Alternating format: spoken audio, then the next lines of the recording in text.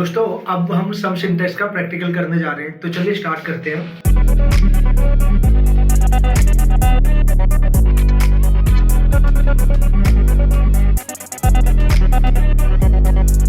करना क्या है, एक मैंने रफ डेटा बना के रखा हुआ है। मैंने आपको 3 केस पढ़ाए थे, ठीक है।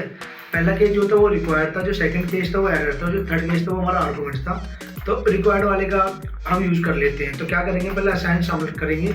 और मैं आपको प्लीज़ ये चीज़ बताता हूँ कि आप शिफ्ट प्रेस करके ब्रैकेट क्लोज ना करें, ये रियल वे नहीं है एक्सेल का यूज़ करने का। आप एक टैब की होती है उसे प्रेस कर लें सिस्टम पे आपके कीबोर्ड में, तो ही आप एक्सेल को प्रॉपर यूज़ कर पाओगे। अब जो फ्रेशर होते हैं ना, या कहीं पर आप पढ़ने जाते तो वो आप बेवकूफ़ होते हैं, वो बोलते हैं कि सम करके ब्रैकेट ओपन कर लेना। नहीं, आप देख सकते हो स्क्रीन पे, क्योंकि जो हमारा कीवर्ड होता है ना, एक्सेल भी चिल्ला चिल्ला के बोल रहा है कि देखो जो कीवर्ड होता है वो कैपिटल में होता है, आपने स्मॉल में लिख दिया। अब होगा क्या कि जब आप किसी छोटे डेटा पे काम कर रहे हो तो ये प्रॉब्लम क्रिएट नहीं करेगा, बट अगर आप किसी बड़े डेटा पे काम कर रहे हो, कंपनी किसी हैवी डेटा पे काम कर रहे हो, तो ये आपको एरर देना स्टार्ट कर देगा।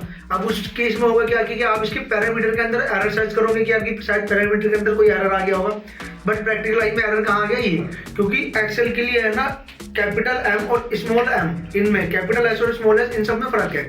मैं इस कहना ही चाहूंगा कि जो एक्सेल है ना केस सेंसिटिव है, ठीक है। वो स्मॉल कैपिटल सी और स्मॉल सी में फर्क जानता है, ये चीजें।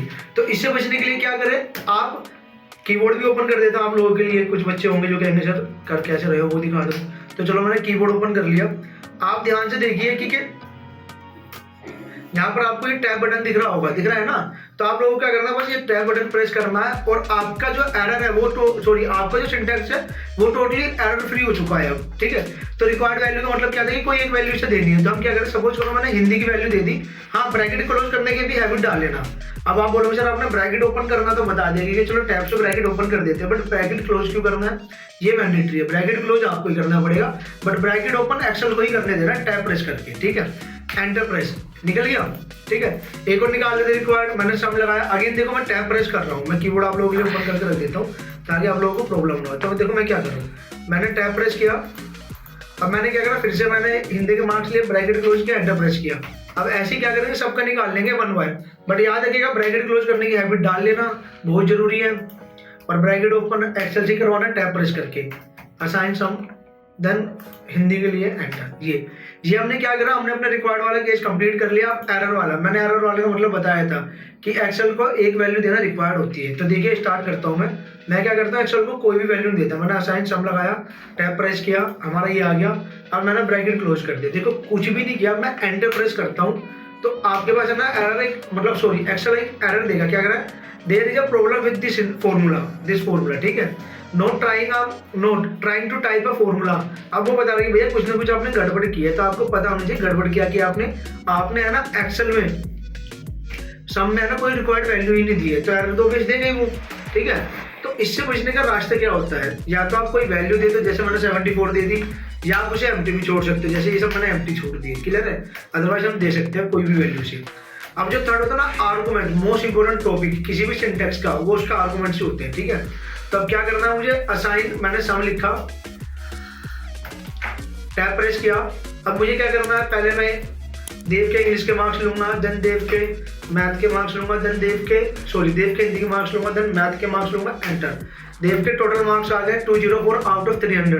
वो कोने में बैठ के आंसर आएगा कभी सपने में भी नहीं आ सकते, डायरेक्टर साहब आप ना से बोलते कह रहे कभी सपने में भी नहीं आ सकते इतने, तो नहीं देव के आ जाते हैं सपनों में तो सही, ठीक है। असाइन सम, तो देखो फिर हम निकुल के निकाल रहे हैं। निकुल के हिंदी इंग्लिश में मार्क्स है 99, हालांकि उसे ABCD नहीं आती, ठीक है। फिर हिंदी के 41 आए, फिर 53 आए किसके, मैथ के, एंटर। देखो निकुल के जो टोटल मार्क्स आए वो 193 बने आउट ऑफ 300, ये आपको बता रहा हूँ। असाइन सम, अब कुणाल की बात कर लें, इंग्लिश में 42, ठीक है, हिंदी में 51, अब उसके फिर मैथ में 44, एंटर। कुणाल के सबसे ज्यादा है 137 नीचे से असाइन अगेन सम लगेगा। तो अब क्या करना, मोहित के इंग्लिश के मार्क्स, मोहित के हिंदी के मार्क्स, मोहित के मैथ के मार्क्स। तो मोहित के जो टोटल मार्क्स आए 183 आए, देव के बाद है, ठीक है। असाइन सम लगाया, फिर प्रताप के इंग्लिश के मार्क्स, प्रताप के हिंदी के मार्क्स, देन प्रताप के मैथ के मार्क्स, और देन ब्रैकेट क्लोज करके एंटर। तो प्रताप में कितना आ गया, 159 आ गए। अब देखो अगर मैं इस वाले सेक्शन की बात करता हूँ, ध्यान से देखिएगा आप, इस सेक्शन को देखना, ठीक है, और इस सेक्शन को देखना, ठीक है।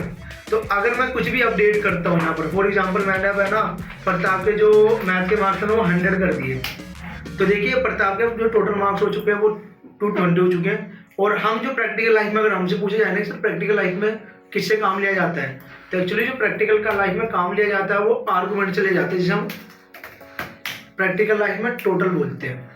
तो गाइज होपफुली आपको ये वीडियो अच्छी लगी होगी, आज का टॉपिक आपका क्लियर हो गया होगा। तो प्लीज़ हमें लाइक कीजिए, शेयर कीजिए, और अगर आपको कोई भी डाउट है इस वीडियो से रिलेटेड आप कमेंट बॉक्स में डाल दीजिएगा। Thank you so much.